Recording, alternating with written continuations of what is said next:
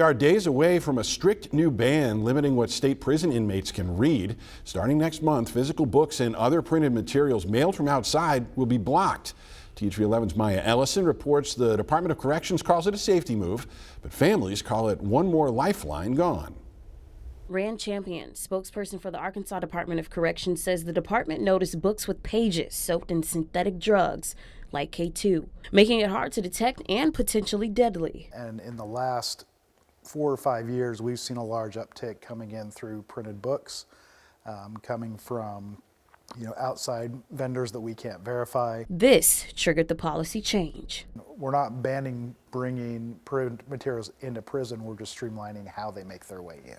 Champion says inmates will no longer receive books or any additional printed materials sent from outside unverified sources. He says the policy is meant to limit contraband entering prisons while still providing access to resources inside and digital issued tablets. A lot of people are portraying, we're trying to censor, we're trying to take away inmate freedoms, and that's not what this is. What this is again, just trying to have things brought in a safe manner to protect inmates. I mean, it's already hard enough to keep in touch with the people that do want to keep in touch with you.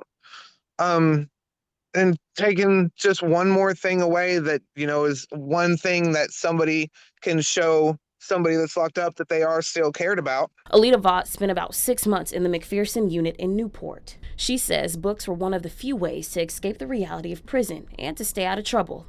We would, pass around, share books in like the little friend group and something to talk about. It was just nice to be able to have something to talk with or talk about with other people. Vaught says hearing about the new policy leaves her at odds. Any kind of losing access to family and people that care about you on the outside is detrimental. Any kind.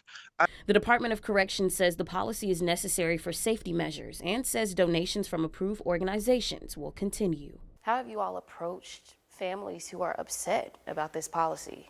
And it's a challenge. I mean, anytime there's a change in a policy or change, there's going to be pushback, there's going to be resistance. It is not to, limit what can be sent in.